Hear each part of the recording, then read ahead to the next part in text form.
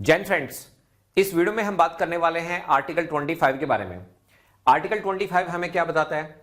Article 25 हमें बताता है फ्रीडम ऑफ कॉन्शियस के बारे में, फ्री प्रोफेशन के बारे में, प्रैक्टिस के बारे में एंड प्रोपोगेशन। सर किसका होगा?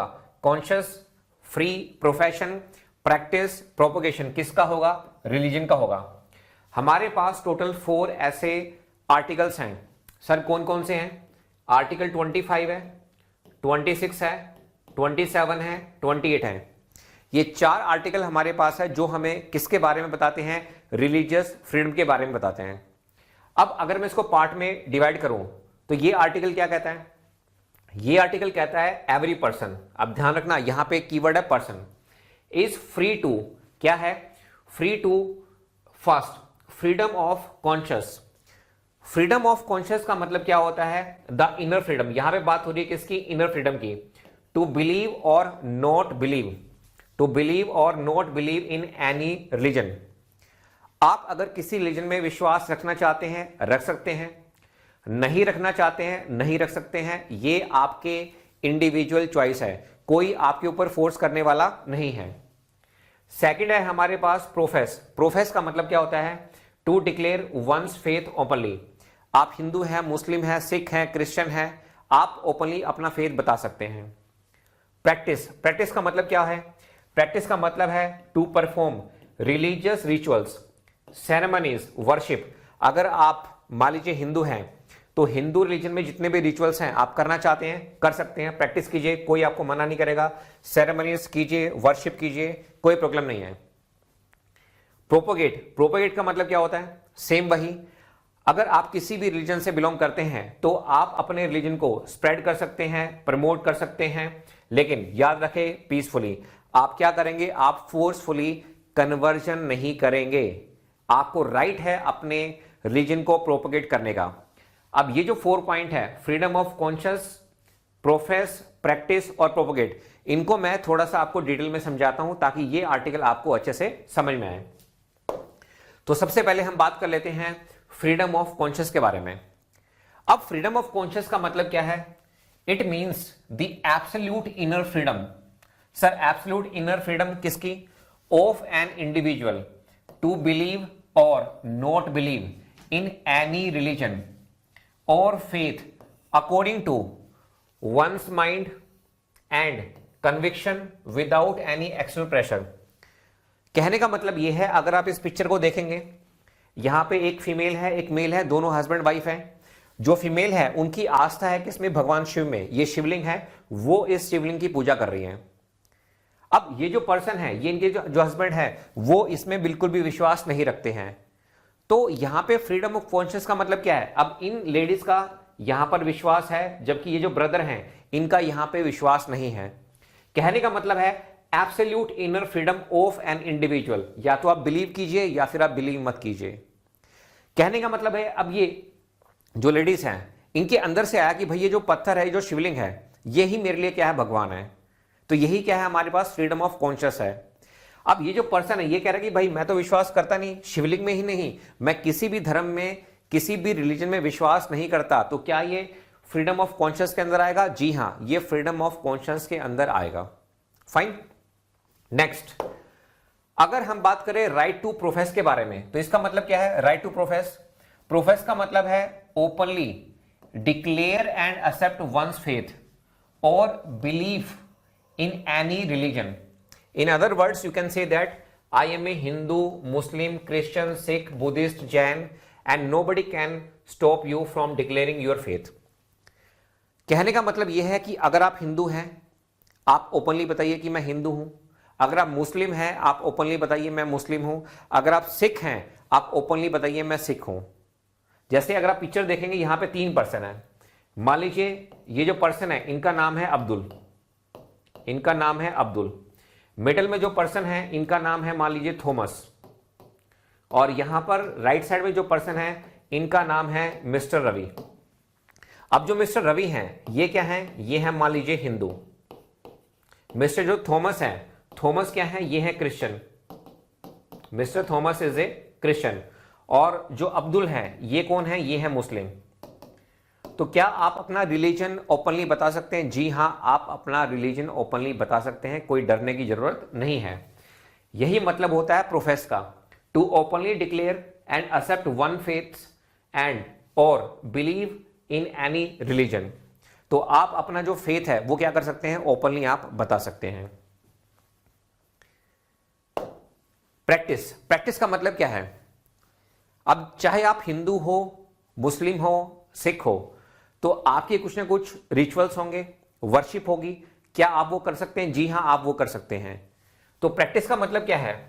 The right to practice means that every individual, यहां पे इंडिविजुअल की बात हो रही है, has the freedom to perform religious duty. अगर आप अपनी रिलीजियस ड्यूटी परफॉर्म करना चाहते हैं, कर सकते हैं। Ritual, ceremonies and observance connected with his oblique her faith. जैसे ये अब्दुल भाई हैं, नमाज पढ़ रहे हैं, मॉस्क में पढ़ सकते हैं, जी हां कर सकते हैं। रवि भाई हैं, ये मंदिर में पूजा पाठ कर रहे हैं, तो ये इनका राइट है, राइट टू प्रैक्टिस। इसी तरह से अगर मैं बात करूं प्रोपोगेट, प्रोपोगेट का मतलब क्या है? अगर आप फिगर देखेंगे तो ये हमारे ईसाई भाई बहन हैं, ये क्या कर रहे हैं? ये अपने रिलीजन को स्प्रेड कर रहे हैं, अपने रिलीजन के बारे में बता रहे हैं। अलाउड है? जी हां, ये अलाउड है। अगर आप हिंदू हैं तब भी आप ऐसा कर सकते हैं। किसी भी रिलीजन से अगर आप बिलोंग करते हैं तो आपके पास ये राइट है, right to propagate your religion. लेकिन एक बात का आपको ध्यान रखना है, आप किसी को फोर्सफुली कन्वर्ट नहीं कर सकते। यानी कि अगर मान लीजिए मैं हिंदू हूं और मुझे अच्छा लगता है क्रिश्चियनिटी, मैंने बाइबल पढ़ी, मुझे पता चला कि क्रिश्चियनिटी जो है वो एक अच्छा रिलीजन है, तो क्या मैं कन्वर्ट हो सकता हूं? जी हां, उसको एक्सेप्ट कर लो आप, कोई दिक्कत नहीं है। लेकिन फोर्सफुली कन्वर्जन अलाउड नहीं है। मान लीजिए मैं नागालैंड पढ़ाने जाता हूं, वहां पे एक स्टूडेंट बोले कि सर एक काम करो, आप जो है क्रिश्चियनिटी को एक्सेप्ट कर लो, हम आपको 1 करोड़ रुपए देंगे। तो फोर्सफुली कन्वर्जन है वो अलाउड नहीं है। यही कहता है article. Propagate means to spread, spread कर सकते हैं, कम्युनिकेट और explain your religion to the other. आप अपने रिलीजन के बारे में दूसरों को बता सकते हैं। It allows you to share your belief, आपके जो भी बिलीफ हैं, जैसे मान लीजिए आप कहते हैं कि भाई जीसस हमारे भगवान हैं, share your belief with others. आप अपने बिलीफ जो हैं वो दूसरों के साथ शेयर कर सकते हैं। सो दे मे अंडरस्टैंड योर रिलीजन, ताकि वो आपके रिलीजन को आसानी से समझ सकें। बट एक बात का ध्यान रखना। किस बात का? It does not mean you have the right to forcefully convert someone. आप किसी को फोर्सफुली कन्वर्ट नहीं कर सकते। कन्वर्जन बाय फोर्स, फ्रॉड और इंड्यूसमेंट इज नॉट अलाउड। तो ये चीजें यहां पे अलाउड नहीं है। तो कहने का मतलब यह है कि अगर मैं यहां पे वापस आता हूं पेज नंबर 1 पे, तो देखिए यहां पर क्या कहा गया है? Freedom of conscious, freedom, right to profess, right to practise और राइट टू प्रोपोगेट के बारे में। तो मैं उम्मीद करता हूं कि आपको इन चारों में कोई भी डाउट नहीं होगा। आप ये करना चाहते हैं कर सकते हैं, लेकिन यहां पे कुछ रीजनेबल ग्राउंड ऑफ रेस्ट्रिक्शन है। अब वो रीजनेबल ग्राउंड ऑफ रेस्ट्रिक्शन क्या है, इनके बारे में हम बात कर लेते हैं। तो यहां पर हमारे पास कुछ रेस्ट्रिक्शन है। रेस्ट्रिक्शन ये है कि आपको पब्लिक ऑर्डर का ध्यान रखना है, आपको मोरालिटी का ध्यान रखना है, आपको हेल्थ का ध्यान रखना है, और आपको ध्यान रखना है कि आपकी वजह से किसी के भी फंडामेंटल राइट्स जो कि पार्ट 3 में मेंशन है वो वायलेट ना हो जाएं। कैसे? अब इसको हम समझेंगे, पब्लिक ऑर्डर, मोरालिटी, हेल्थ, इसको हम समझेंगे with the help of one example. सबसे पहले मैं आपको बताता हूं पब्लिक ऑर्डर का मतलब क्या होता है। What is the meaning of public order? Public order का मतलब है the state of peace, safety and normal functioning of society. आप अगर किसी सोसाइटी में रह रहे हैं तो वहां पे अगर पब्लिक ऑर्डर है, इसका मतलब क्या है? पब्लिक ऑर्डर, पब्लिक क्या है? ऑर्डर में है, इसका मतलब वहां पे पीस है, वहां पे सेफ्टी है और नॉर्मल फंक्शनिंग कर रही है आपकी सोसाइटी। अब मान लीजिए आपने क्या किया, आपने कोई एक ऐसी रिलीजियस प्रैक्टिस की, ठीक है, जिसकी वजह से क्या हो गया? पीस डिस्टर्ब हो गया, वायलेंस क्रिएट हो गया और जो हार्मनी है वो भी क्या हो गई है? डिस्टर्ब हो गई है। तो स्टेट क्या कर सकता है, गवर्नमेंट क्या कर सकता है? आपकी जो प्रैक्टिस है उसको क्या कर सकता है? या तो वो रेगुलेट कर सकता है या फिर उसको वो रेस्ट्रिक्ट कर सकता है। देन द स्टेट मतलब गवर्नमेंट कैन रेगुलेट और रेस्ट्रिक्ट दोज प्रैक्टिस। जैसे अगर मैं एग्जांपल के तौर पे कहना चाहूं, a religious procession leading to communal riots आपने एक रिलीजियस प्रोसेशन निकाला और दंगे हो गए। तो इसका मतलब क्या है? इसका मतलब यह है कि पब्लिक ऑर्डर जो है वो डिस्टर्ब हो गया। अब यहां पे इशू है किसका? पब्लिक ऑर्डर का। बताइए, यहां तो कोई डाउट? तो आई थिंक यहां तो कोई डाउट नहीं होगा। उसके बाद देखो, अब मैं यहां पे कुछ एग्जांपल लेता हूं। जैसे मान लीजिए रात को 12 बजे आपने बोला कि भाई हमारा फंडामेंटल राइट है, हम जो है अपने रिलीजन को प्रोपेगेट कर सकते हैं, तो हम रात को 12 बजे क्या करेंगे? लाउड स्पीकर लेंगे और हम अपने रिलीजन को स्प्रेड करेंगे। भाई आपका आर्टिकल 25 तो सही है, लेकिन याद रखना किसी और के फंडामेंटल राइट वायलेट नहीं होने चाहिए। स्पेशली आपको यहां पे ध्यान रखना है आर्टिकल 14 का, 19 का और 21 का। अब आप रात को 12 बजे क्या कर रहे हैं? स्पीकर का इस्तेमाल कर रहे हैं। तो वहां पर मान लीजिए उस एरिया में लोग सो रहे होंगे, तो मुझे एक बार बताओ, अब उस पर्सन का क्या है? एक फंडामेंटल राइट है जिसको बोलते हैं राइट टू स्लीप। वो रात को क्या है? सो रहा है। और आप क्या कर रहे हैं? आप रिलीजियस प्रोसेशन निकाल रहे हैं लाउड स्पीकर के साथ। ये अलाउड है? नहीं। अगर स्टेट चाहे, क्योंकि जो फंडामेंटल राइट है वो दूसरे के हर्ट नहीं होने चाहिए, नहीं होने चाहिए, नहीं होने चाहिए। तो स्टेट और गवर्नमेंट क्या कर सकता है? इस तरह की प्रैक्टिस को क्या कर सकता है? रेस्ट्रिक्ट कर सकता है, रेगुलेट कर सकता है। यानी कि बिना स्पीकर के निकाल लो, ज्यादा लोग हैं तो आप अपनी स्ट्रेंथ को क्या कर लो? कम कर लो। तो यही मैंने इस एग्जांपल में बताया है। Loud procession, a religious group wants to take out a midnight procession with loudspeaker. रात को 12 बजे वो लाउड स्पीकर के साथ रिलीजियस प्रोसेशन निकालना चाहते हैं। इफ इट डिस्टर्ब, अब वो डिस्टर्ब क्या करेगा? If it disturb peace and may lead to clashes with another community, the police can restrict timing. या तो टाइमिंग चेंज कर देंगे या फिर क्या करेंगे, जो वॉल्यूम है, यानी कि अगर मान लीजिए यहां पे 1000 लोग हैं तो उनकी स्ट्रेंथ को हम क्या कर देंगे? कम कर देंगे। So this restriction is valid because it protect the public order, क्योंकि ऐसा चांसेस है कि जो पब्लिक ऑर्डर है वो क्या हो सकता है? डिस्टर्ब हो सकता है। उम्मीद करता हूं ये एग्जांपल समझ में आया होगा। एक और एग्जांपल लेते हैं। मान लीजिए आप किसी एक रिलीजन से बिलोंग करते हैं और उस रिलीजन में एक रिचुअल है कि आप अपने फेस्टिवल के दौरान आप एनिमल को सैक्रिफाई कर सकते हैं। तो मुझे बताओ, अब ये आपको क्या, कहां पे करना चाहिए? प्राइवेटली करना चाहिए। इंडिया क्या है? सेक्युलर कंट्री है। अब आप बोलोगे साहब नहीं, मैं तो बीच चौराहे पे जाके क्या करूंगा? इस एनिमल को सैक्रिफाई करूंगा। तो भाई वहां पे एनिमल लवर एक्टिविस्ट भी तो होंगे, उनकी जो फीलिंग्स है वो हर्ट होंगी, इनके जो राइट्स हैं वो हर्ट होंगे। तो क्या पुलिस इस तरह की प्रैक्टिस को, पुलिस हो या फिर स्टेट हो या फिर गवर्नमेंट हो, क्या वो रेगुलेट कर सकती है, रेस्ट्रिक्ट कर सकती है? जी हां। यहां पे मुद्दा हो जाएगा किसका? पब्लिक ऑर्डर का। तो यही मैंने सेकंड एग्जांपल लिया है, एनिमल सैक्रिफाइस। मतलब suppose a community insist on performing a ritual involving public animal sacrifice in A crowded state. If this create chaos, traffic blockage and clashes with animal right activists, the state can ban such public display in the name of public order. The community can still perform. आप कर सकते हो, लेकिन भाई privately कर लो, आप openly मत करो, क्योंकि अगर आप ओपनली करोगे तो पब्लिक ऑर्डर डिस्टर्ब हो सकता है और हम आपके इस प्रैक्टिस को क्या कर सकते हैं? रेस्ट्रिक्ट कर सकते हैं, क्योंकि ये रेस्ट्रिक्शन में आ रहा है। इसी तरह से एक और एग्जांपल लेते हैं रिलीजियस स्लोगन का। मान लीजिए आप किसी एक पर्टिकुलर रिलीजन से बिलोंग करते हैं, रिलीजियस प्रोसेशन निकल रहा है और आप वहां पे नारे लगा रहे हैं, स्लोगन लगा रहे हैं। उसकी वजह से क्या हो रहा है कि जो दूसरे धर्म के लोग हैं उनके जो सेंटिमेंट्स हैं, भावनाएं हैं, वो हर्ट हो रही हैं, क्लैशेस हो सकता है, पब्लिक ऑर्डर डिस्टर्ब हो सकता है। तो स्टेट क्या करेगा? स्टेट इस प्रैक्टिस को या तो रेस्ट्रिक्ट कर देगा या फिर क्या कर देगा? रेगुलेट कर देगा, क्योंकि यहां पे मुद्दा आ जाता है पब्लिक ऑर्डर का। तो यही मैंने लिखा है, a group raises provocative slogans during a festival that hurt sentiments of another religion leading to potential riots. तो यहां पे दंगे होने के बहुत ज्यादा चांसेस हैं। तो स्टेट क्या करेगा? स्टेट जो है प्रोहिबिट कर सकता है such practice, as maintaining public order is more important than the absolute freedom.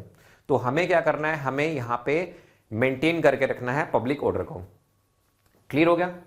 अब देखिए मोरालिटी।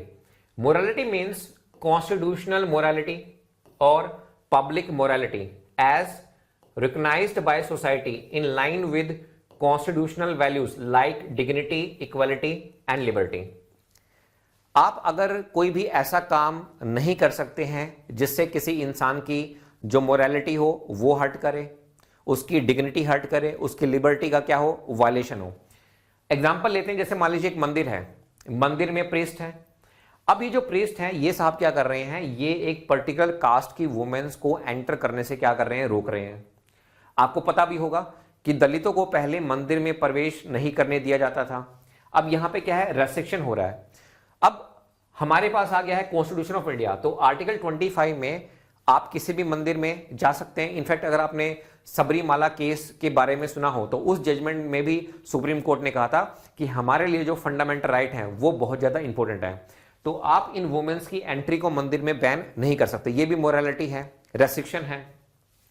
तो a religious practice can not be allowed if it violets basic standard of decency, ethics और constitutional values. तो ऐसा नहीं है कि आपको एक ऐसी प्रैक्टिस कर रहे हैं जिससे क्या हो रहा है, जो बेसिक स्टैंडर्ड ऑफ डिसेंसी है, इथिक्स है, कॉन्स्टिट्यूशनल वैल्यूज हैं, वो क्या हो रही है, वायलेट हो रही हैं।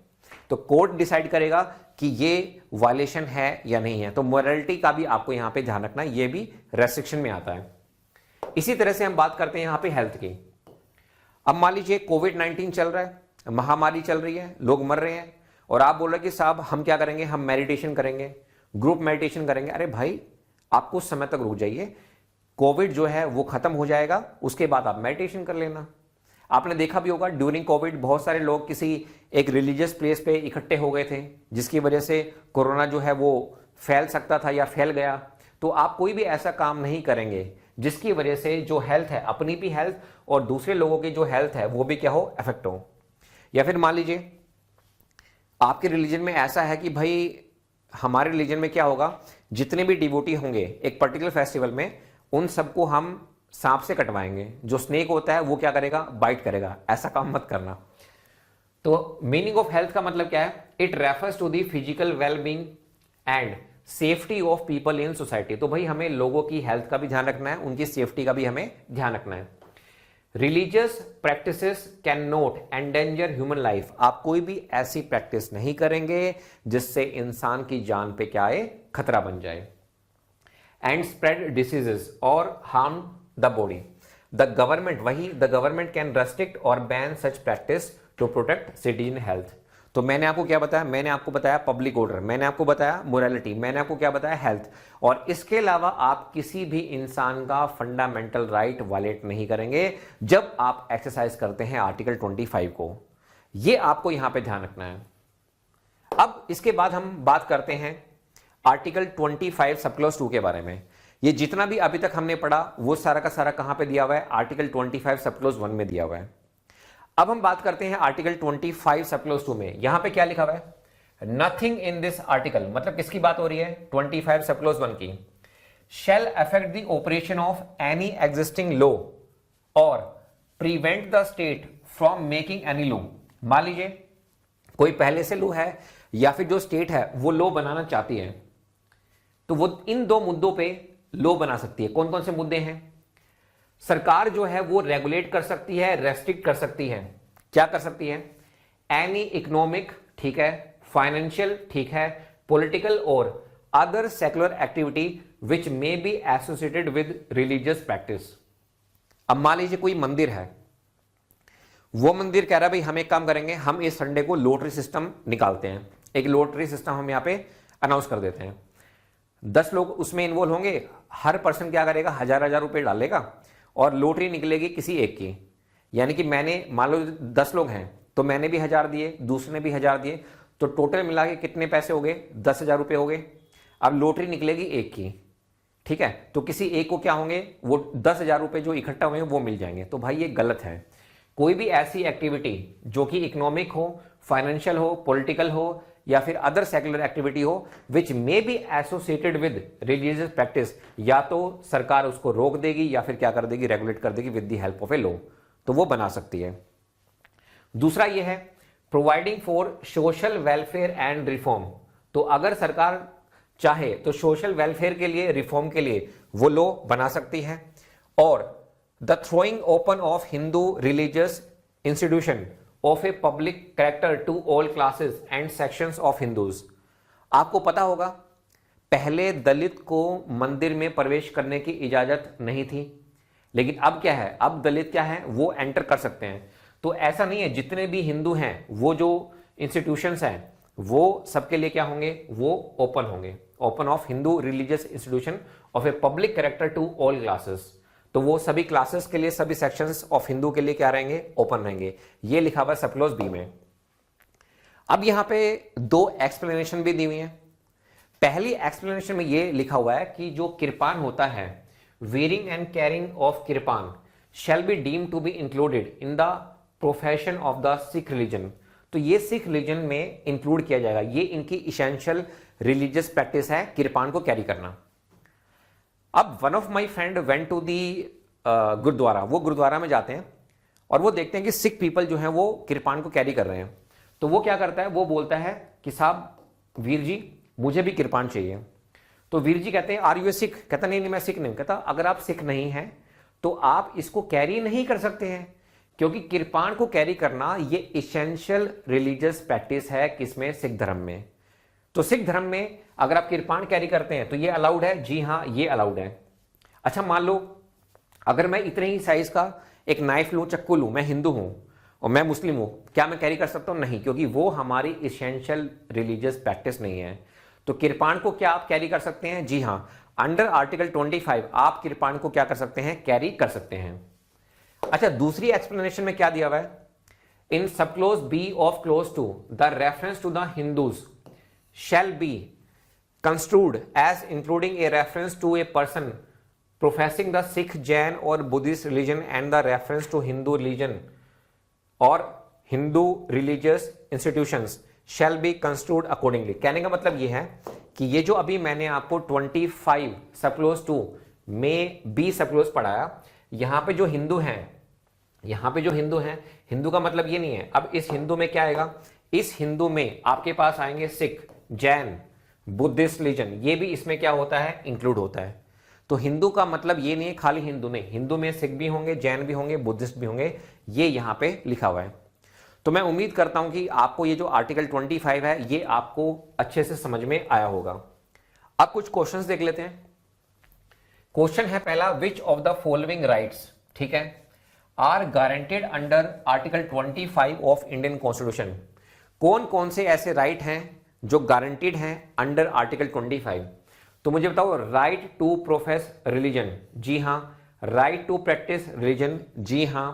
राइट टू प्रोपोगेट रिलीजन, जी हां। यानी कि इसका जो आंसर है वो हो जाएगा D. D for Delhi is the right answer. Next question लेते हैं।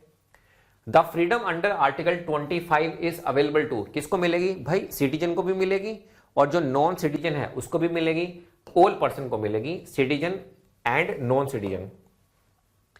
थर्ड क्वेश्चन है, which of the following restriction can be imposed on article 25? तो बताओ, पब्लिक ऑर्डर है, जी हां। मोरालिटी, हेल्थ और अदर फंडामेंटल राइट, तो ये सारे के सारे क्या है, रीजनेबल ग्राउंड ऑफ रेस्ट्रिक्शंस हैं, किसके? आर्टिकल 25 के।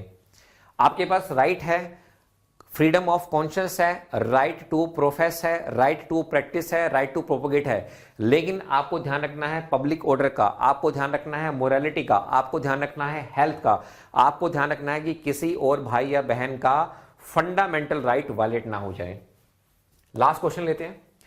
Consider the following statement about article 25। Article 25 permits the state to regulate और restrict any economic, financial, political और secular activity associated with religious practice, जी हां ये बिल्कुल सही है। Article 25 allows the state to make laws for social welfare, अभी तो बताया था, social welfare and reform including laws for opening Hindu religious institution to all classes and section of Hindu. तो दोनों स्टेटमेंट सही है, इसका जो आंसर है वो क्या हो जाएगा, सी। तो दोस्तों मैं उम्मीद करता हूं कि आपको आर्टिकल 25 समझ में आया होगा। Thank you so much. Jain friends, इस वीडियो में हम बात करने वाले हैं आर्टिकल 26 के बारे में। आर्टिकल 26 हमें क्या बताता है? Freedom to manage religious affair, यानी कि आप मैनेज कर सकते हैं रिलीजियस अफेयर को। अब दोस्तों सवाल यहां पे ये उठता है कि आप कौन हैं? आप हैं यहां पे रिलीजियस डिनोमिनेशन, आप हैं यहां पे और एनी सेक्शन देयर ऑफ। तो दोस्तों इस आर्टिकल में हम छोटे से छोटे पहलू की भी डिटेल में डिस्कशन करेंगे।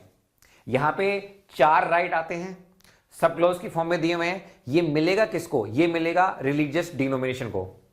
बहुत सारे स्टूडेंट को ये आर्टिकल पढ़ने के बाद भी डाउट रहता है कि सर ये जो हिंदू है, हिंदुइज्म है, हिंदू इस्लाम है, ये बहुत बड़े बड़े रिलीजन है, तो क्या ये रिलीजियस डिनोमिनेशन है या नहीं है? तो इन्हीं डाउट को ध्यान में रखते हुए आइए स्टार्ट करते हैं आर्टिकल 26। तो आर्टिकल 26 क्या कहता है? Freedom to manage religious affair. अब यहां पे टेक्स्ट में क्या लिखा हुआ है? यहां पे टेक्स्ट में लिखा हुआ है सब्जेक्ट टू। देखो जब कभी भी लिखा होता है सब्जेक्ट टू, इसका मतलब क्या है? यहां पर बात हो रही है किसकी? रीजनेबल ग्राउंड ऑफ रेस्ट्रिक्शन की। यानी कि आपको इन बातों का ध्यान रखना है जब आप इन राइट्स को क्या करेंगे? एक्सरसाइज करेंगे। अब किन बातों को आपको ध्यान में रखना है? पहला है आपके पास पब्लिक ऑर्डर, सेकंड है आपके पास मोरालिटी, थर्ड है आपके पास हेल्थ। यानी कि आप ध्यान रखेंगे पब्लिक ऑर्डर का, आप ध्यान रखेंगे मोरालिटी का, आप ध्यान रखेंगे हेल्थ का। आप कौन है? आप है एक रिलीजियस डिनोमिनेशन और एनी सेक्शन देयर ऑफ। अब ये होता क्या है इसके बारे में इसके बाद में आपको बताऊंगा। तो पहले मैं ये चारों के चारों सब क्लॉज पढ़ देता हूं, फिर मैं आपको बताऊंगा कि रिलीजियस डिनोमिनेशन या फिर एनी सेक्शन देयर ऑफ इसका मतलब क्या होता है। अब सब क्लॉज ए में क्या लिखा हुआ है? यहां पर लिखा हुआ है टू एस्टेब्लिश एंड मेंटेन। आप एस्टेब्लिश भी कर सकते हैं, आप मेंटेन भी कर सकते हैं इंस्टीट्यूशन को। सर किस पर्पस के लिए? For religious and charitable purpose. इसको ध्यान में रखना है, एमसीक्यू बनेगा। सब क्लॉज बी में लिखा हुआ है to manage its own affair in the matter of religion. यानी कि आप अपने अफेयर्स को मैनेज कर सकते हैं, मैनेज कर सकते हैं इन द मैटर ऑफ रिलीजन। ये सब क्लॉज बी में लिखा हुआ है। सब क्लॉज सी क्या कहता है? To own and acquire movable and immovable property. Movable property का मतलब होता है जो मूव हो सकती है। गाड़ी मूव हो सकती है, गोल्ड मूव हो जाएगा, सिल्वर मूव हो जाएगा। चर्च में मान लीजिए गिटार है, वो मूवेबल प्रॉपर्टी है। आप क्या कर सकते हैं? ओन कर सकते हैं, एक्वायर कर सकते हैं। इमूवेबल का मतलब है जो मूव नहीं होती, जैसे बिल्डिंग, टेंपल की बिल्डिंग है, वो क्या है? इमूवेबल प्रॉपर्टी है। डी में चलते हैं। To administer such property in accordance with law. तो आप एडमिनिस्टर कर सकते हैं ऐसी प्रॉपर्टी को according with the law. Clear है? 4 सब क्लॉज को डिटेल में डिस्कस करेंगे, हर चीज का हम यहां पे मीनिंग डिस्कस करेंगे डिटेल में। तो आइए दोस्तों शुरुआत करते हैं सबसे पहले रिलीजियस डिनोमिनेशन के बारे में। अब देखो अगर आप कॉन्स्टिट्यूशन ऑफ इंडिया को ओपन करते हैं तो कॉन्स्टिट्यूशन ऑफ इंडिया में कहीं पर भी ये डिफाइन ही नहीं है, does not define religious denomination.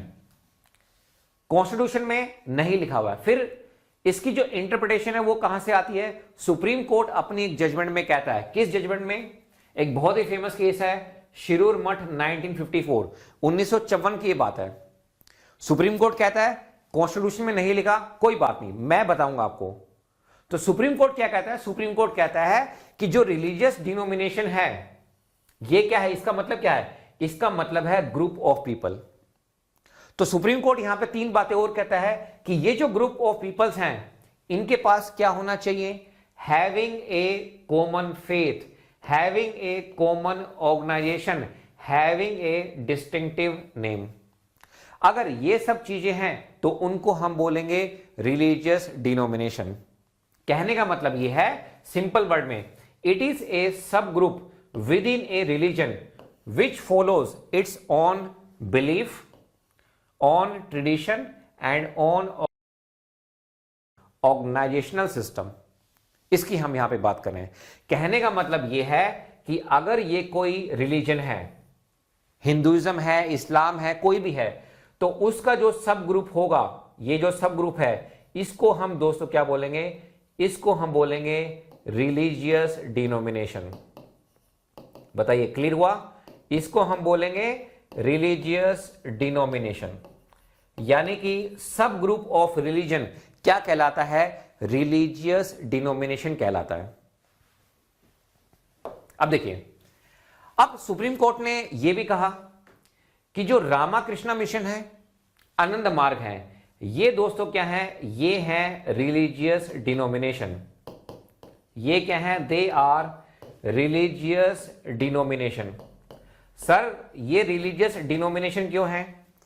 अरे भाई मैंने नहीं बोला, सुप्रीम कोर्ट ने बोला। किसने बोला? सुप्रीम कोर्ट ने। सर सुप्रीम कोर्ट ने क्यों बोला? सुप्रीम कोर्ट ने इसने बोला क्योंकि सुप्रीम कोर्ट ने बोला कि रिलीजियस डिनोमिनेशन का मतलब क्या है, group of people having a common faith, common organisation and having a distinctive name. अगर ये तीन कैरेक्टरिस्टिक्स हैं ग्रुप ऑफ पीपल में तो उनको हम क्या बोलेंगे, रिलीजियस डिनोमिनेशन। तो सुप्रीम कोर्ट कहता है कि जो रामाकृष्ण मिशन है, आनंद मार्ग है, ये क्या है, ये रिलीजियस डिनोमिनेशन है। तो सुप्रीम कोर्ट ने क्या किया, सुप्रीम कोर्ट ने इस डेफिनेशन को अप्लाई किया to various religious purpose. Example के तौर पे, it has held that the Ramakrishna mission and the Anand Marg are religious denomination within the Hinduism. Hinduism को अगर आप एक रिलीजन माने तो उसका जो सब ग्रुप होता है उसको हम क्या बोलेंगे, रिलीजियस डिनोमिनेशन बोलेंगे। क्लियर हो गया? अब देखिए, अब हम यहां पे बात करते हैं एनी सेक्शन देयर ऑफ। ये जो लिखा हुआ है आर्टिकल 26 में, इसका मतलब क्या है? ये जो फ्रेज है ना दोस्तों, इट इज इवन ब्रॉडर, ये और भी ज्यादा ब्रॉडर है। It means even a small part और सब ग्रुप विद इन ए religious denomination also enjoy article 26 right. कहने का मतलब यह है कि रिलीजियस डिनोमिनेशन का एक जो छोटा पार्ट है वो भी क्या करेगा, आर्टिकल 26 को एंजॉय करेगा। कहने का मतलब यह है, अगर आप बोलो, जैसे मान लीजिए ये कोई भी एक रिलीजन है, एग्जाम्पल के साथ मैं आपको बता रहा हूं समझाने के लिए। मान लीजिए ये कोई भी एक रिलीजन है। अब इस रिलीजन का जो सब ग्रुप होगा, इस रिलीजन का जो सब ग्रुप होगा, ये सब ग्रुप मान लीजिए, इसको हम क्या कहेंगे, इसको हम कहेंगे दोस्तों, इसको हम बोलेंगे रिलीजियस डिनोमिनेशन। क्या बोलेंगे? Religious denomination. तो ये जो रिलीजियस डिनोमिनेशन है, जैसे मैंने आपको बताया रामकृष्ण मिशन या फिर मैंने आपको बताया आनंद मार्ग, उनको क्या मिलेगा, 26 आर्टिकल मिलेगा। क्या मिलेगा? आर्टिकल 26। वो फ्रीडम यहां पे मिलेगी। और दोस्तों अगर मैं इसी के ही एक और स्मॉलर सेक्शन की बात कर दूं, यानी कि इसका जो छोटा पार्ट होगा उसको आप क्या बोलेंगे, उसको बोलेंगे आप सेक्शन देयर ऑफ। ये जो लिखा हुआ है, बात समझ पा रहे हैं? तो इनको भी दोस्तों क्या मिलेगा, आर्टिकल 26 मिलेगा। तो आर्टिकल 26 क्या है, ग्रुप ऑफ राइट्स है। वो ग्रुप ऑफ पीपल्स को मिलता है, अकेले को नहीं मिलता है। लेकिन हमें यहां पे तीन बातों का ध्यान रखना है। कौन कौन सी तीन बातें हैं? पब्लिक ऑर्डर का ध्यान रखना है, मोरालिटी का ध्यान रखना है, हेल्थ का ध्यान रखना है। आर्टिकल 25 में और 26 में जो मेन डिफरेंस है वो यही है कि आर्टिकल 25 इंडिविजुअल राइट है, आर्टिकल 26 ग्रुप ऑफ पीपल का राइट है। आर्टिकल 25 में भी रीजनेबल ग्राउंड ऑफ रेस्ट्रिक्शन है, आर्टिकल 26 में भी है। आर्टिकल 25 में जो रीजनेबल ग्राउंड ऑफ रेस्ट्रिक्शन है वो 4 हैं। कौन कौन से हैं? पब्लिक ऑर्डर है, मोरालिटी है, हेल्थ है और आप फंडामेंटल राइट, बाकी जो फंडामेंटल राइट हैं उनको वायलेट मत कर देना। आर्टिकल 26 में क्या है, आपको 3 रीजनेबल ग्राउंड ऑफ रेस्ट्रिक्शन का ध्यान रखना है, पब्लिक ऑर्डर का ध्यान रखना है, मोरालिटी का ध्यान रखना है और हेल्थ का ध्यान रखना है। ये 3 चीजें आप यहां पे ध्यान में रखेंगे। अब देखिए, अब ये जो जितने भी 4 सब क्लोज हैं, 4 फ्रीडम है, इनको हम डिटेल में डिस्कस करते हैं 1 बाय 1।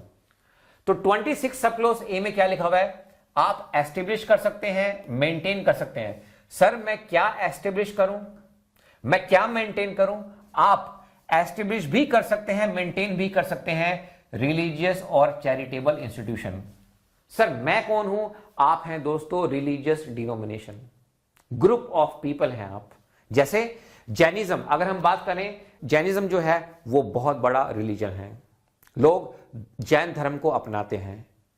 और अगर मैं उसके अंदर एक सब ग्रुप की बात करूं, श्वेतांबर, दिगंबर, वो हमारे पास क्या हो जाएंगे, रिलीजियस डिनोमिनेशन हो जाएंगे। तो this means a religious denomination. जैसे अगर हम बात करें, Shvetambar has a fundamental right.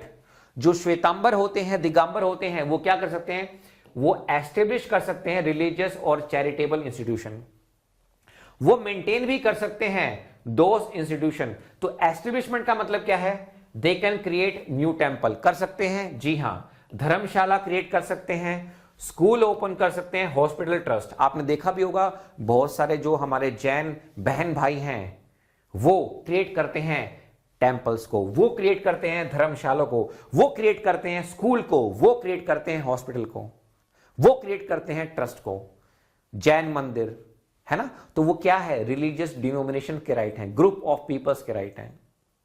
क्या वो मेंटेन कर सकते हैं? बिल्कुल हां, वो मैनेज भी कर सकते हैं, कंट्रोल कर सकते हैं, run them according to their own custom, उनके जो भी कस्टम है उसके अकॉर्डिंग वो क्या करेंगे? मेंटेन करेंगे। कहां पे लिखा हुआ है? आर्टिकल 26 सब क्लॉज ए में लिखा हुआ है। क्लियर हो गया? Establish and maintain religious charitable institution. अब देखो बी में चलते हैं। बी में लिखा हुआ है आप मैनेज कर सकते हैं own affairs in matter of religion. Sir कौन? Religious denomination. रिलीजन की बात नहीं हो रही है दोस्तों, यहां पर बात हो रही है स्मॉलर सब ग्रुप के बारे में, यानी कि उसका जो छोटा पार्ट है, रिलीजन का जो छोटा पार्ट है उसके बारे में बात हो रही है। अगर आप मुझसे पूछो जैनिज्म, जैनिज्म क्या है? ये एक रिलीजन है, ये डिनोमिनेशन नहीं है। अगर जैनिज्म एक रिलीजन है, अगर जैनिज्म एक रिलीजन है तो श्वेतांबर, दिगंबर ये क्या हो गए? उसके सब ग्रुप हो गए, मतलब ये क्या हो गए?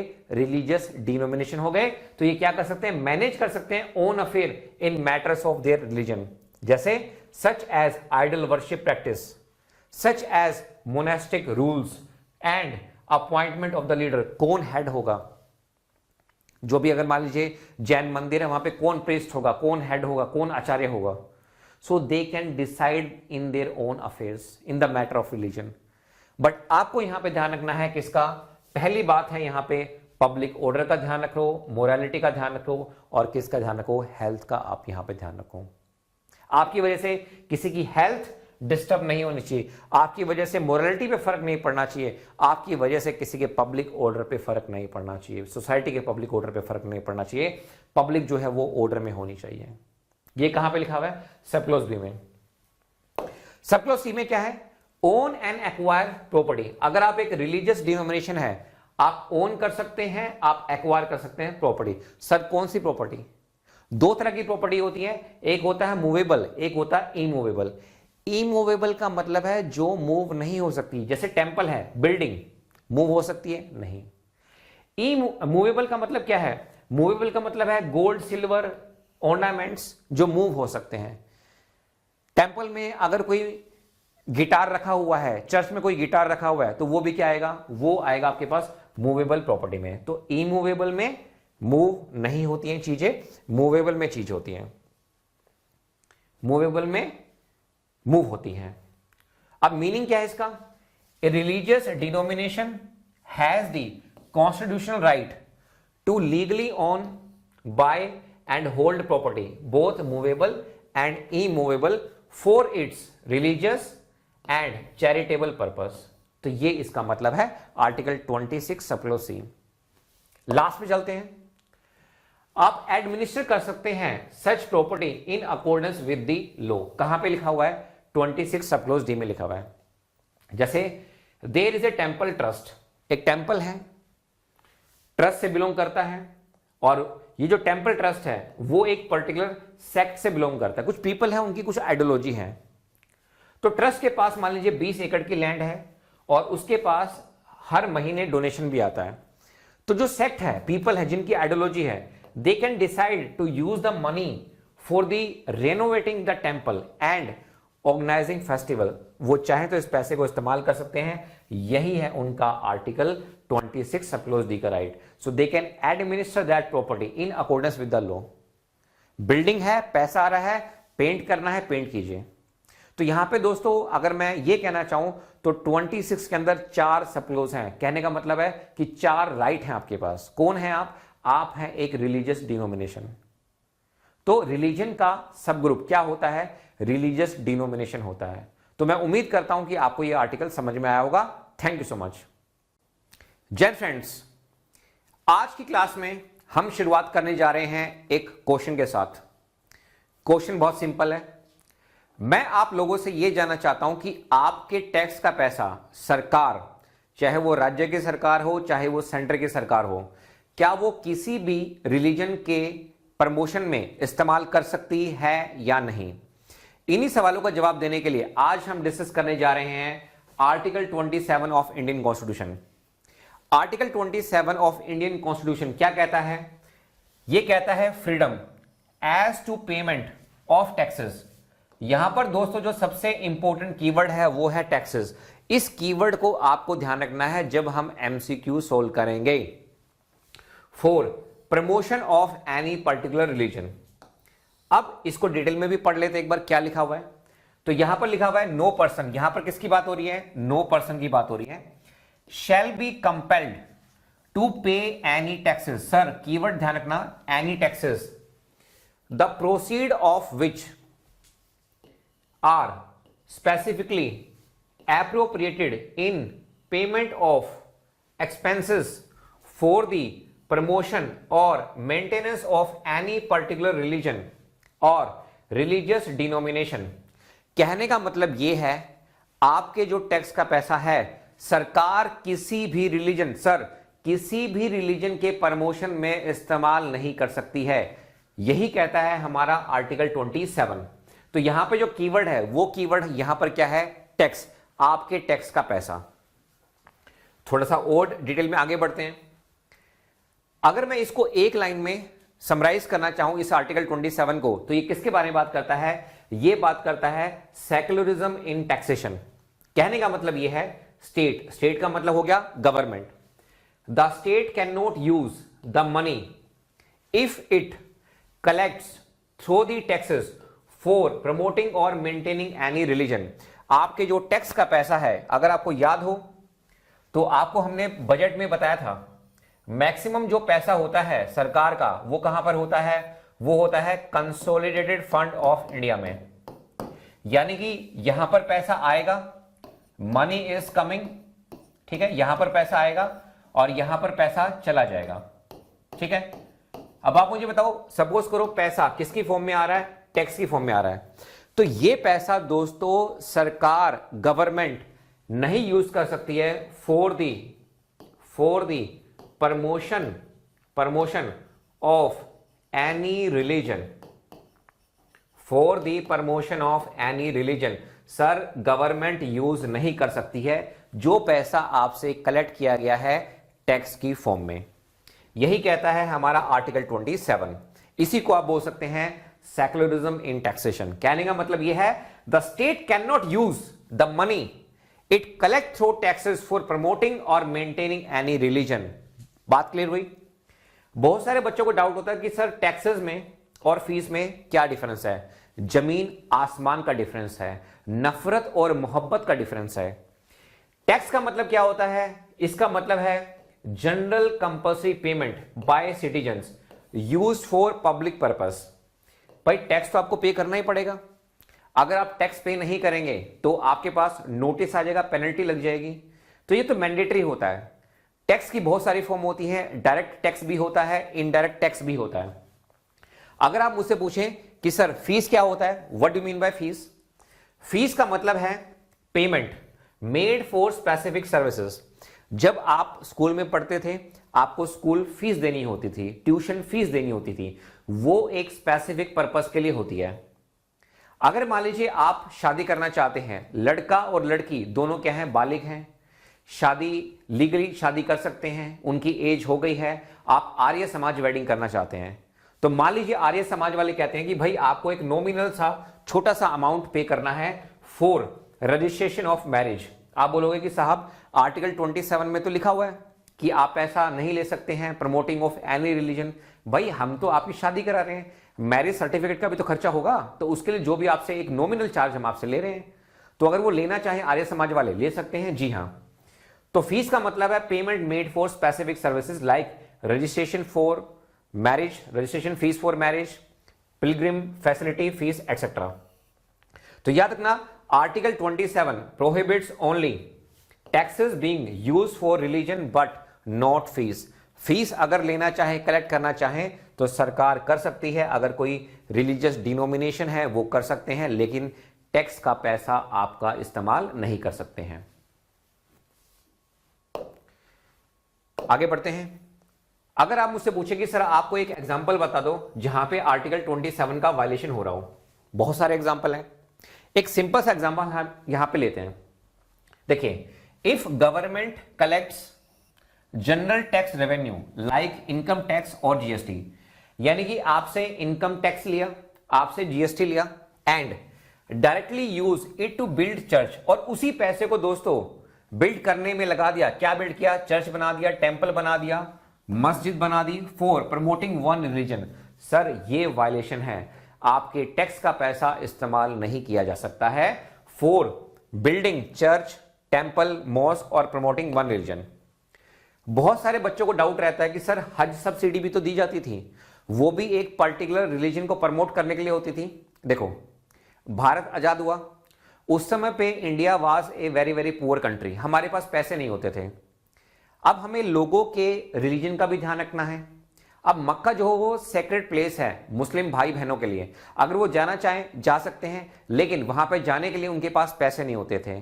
अगर वो फ्लाइट से जाना चाहें तो उस समय पे, अगर फ्लाइट चलती थी उस समय पे, तो उनकी कॉस्ट बहुत ज्यादा होती थी। तो सरकार क्या करती थी? सब्सिडी देती थी ताकि वो अपने होली प्लेस में एटलीस्ट लाइफ में एक बार वो वहां पे होके आए। बाद में सुप्रीम कोर्ट में एक केस किया गया और ये कहा गया कि ये जो पैसा दिया जाता था हज सब्सिडी के लिए, ये वायलेशन नहीं है, ये it was a welfare measure. मैं नहीं कह रहा, सुप्रीम कोर्ट कह रहा है। और बाद में 2018 को इस सब्सिडी को क्या कर दिया गया? इसको डिसकंटिन्यू कर दिया गया। तो Haj subsidy, the government gave financial assistance to Muslim undertaking Haj pilgrimage. तो 2018 से पहले ऐसे होते थे, फिर मैटर जाता है सुप्रीम कोर्ट में, तो सुप्रीम कोर्ट ये कहता है कि ये वेलफेयर मेजर के लिए पैसा दिया जाता था, not a direct use of tax money. तो यहां पे टैक्स मनी डायरेक्टली यहां पे यूज नहीं हो रही है फॉर प्रमोशन ऑफ रिलीजन। और 2018 में इसको क्या कर दिया गया? इसको डिसकंटिन्यू कर दिया गया। अब बहुत सारे बच्चों के माइंड में डाउट होता है कि सर कुंभ मेला लग रहा है, अमरनाथ यात्रा लग रही है, वहां पे सरकार जो है सैनिटेशन में पैसा लगा रही है, वहां पे बहुत सारे पुलिस फोर्सेस हैं वहां पे। भाई ये सब चीजें अलाउड हैं, ये वायलेशन नहीं है, ये पब्लिक ऑर्डर के लिए ऐसा किया गया है, आप लोगों की सहूलियत के लिए ऐसा गया है। तो ये दोस्तों वायलेशन नहीं है। The government can spend money on road, अच्छे रोड बनाएंगे तो ये ऐसा थोड़ा ना कि एक पर्टिकुलर रिलीजन के लिए रहेगा, नहीं, रोड तो सबके लिए होते हैं। Sanitation, police, medical aid, because these are secular service for public order, health and safety, not direct promotion of any religion. तो हम किसी रिलीजन को प्रमोट नहीं कर रहे हैं।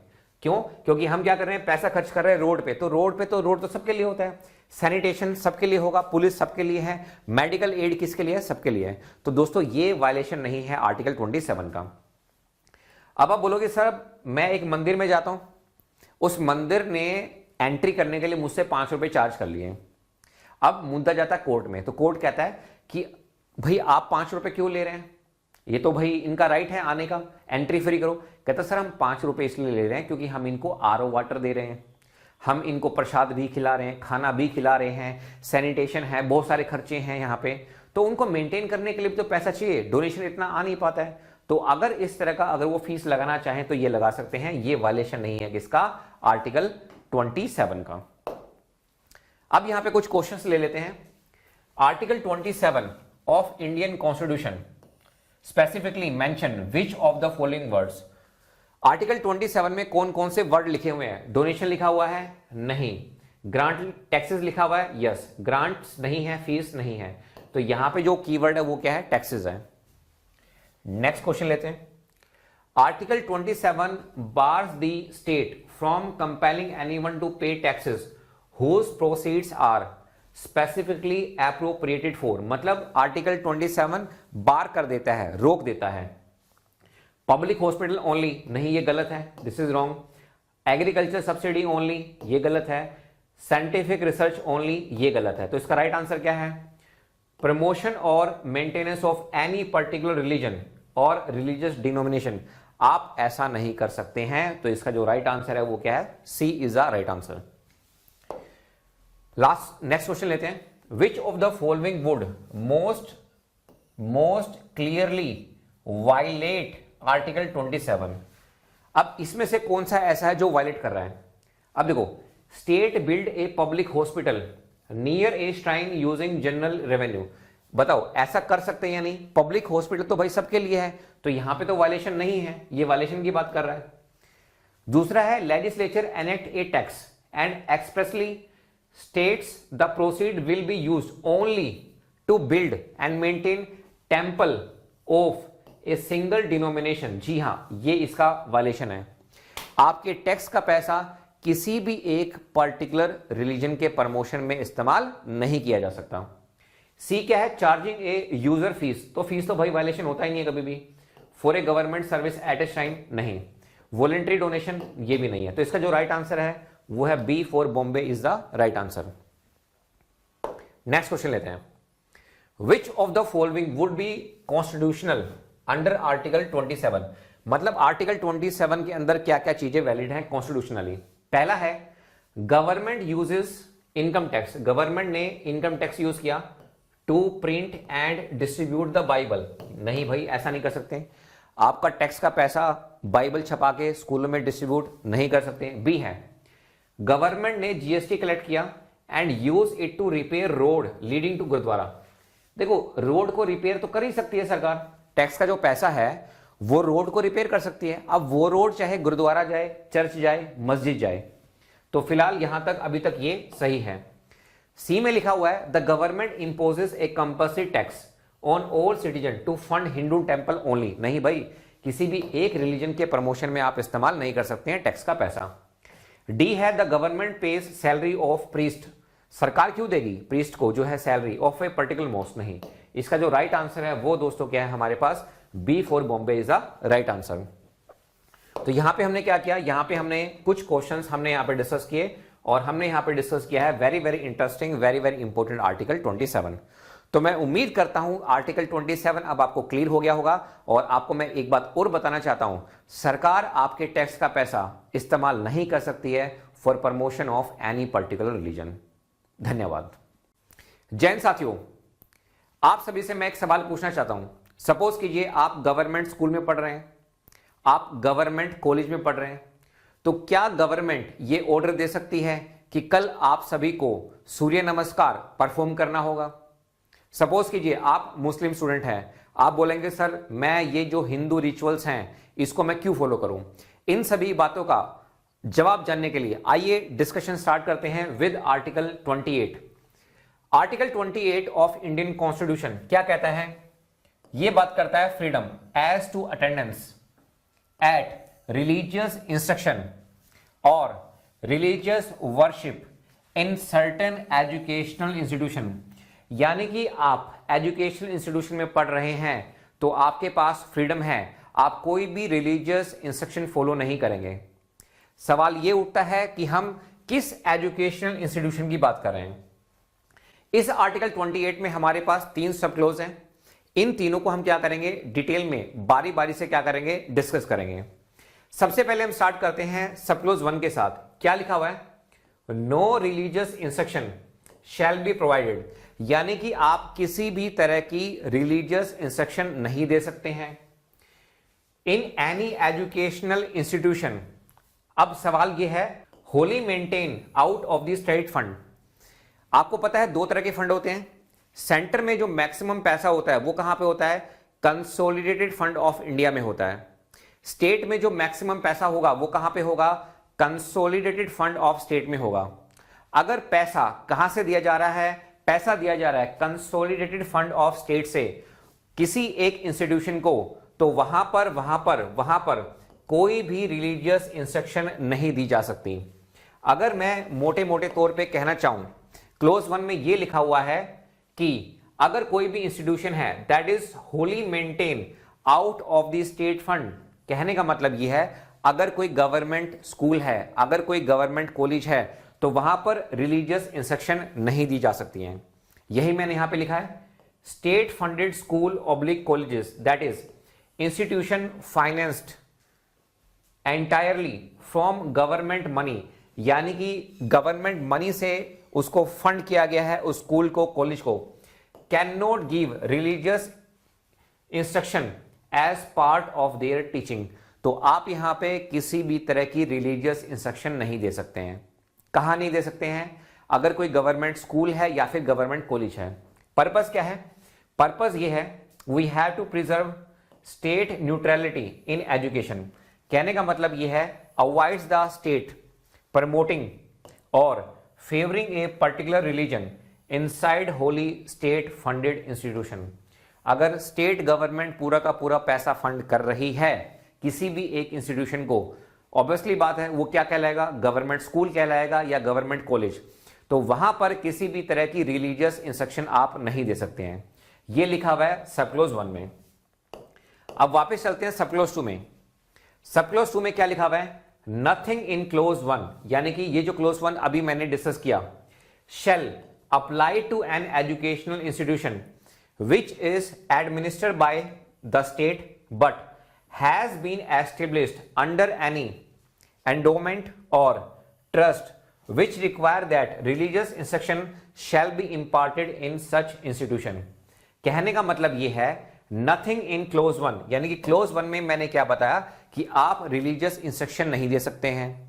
तो यही इसमें लिखा हुआ है, nothing in clause 1 shall apply to an educational institution which is administered by state। देखो, अब ये वो इंस्टीट्यूशन है जिनको क्या कर रहा है? स्टेट एडमिनिस्टर कर रहा है। लेकिन जब इनको बनाया गया था तो वो किसने बनाया था? वो बनाया था ट्रस्ट ने।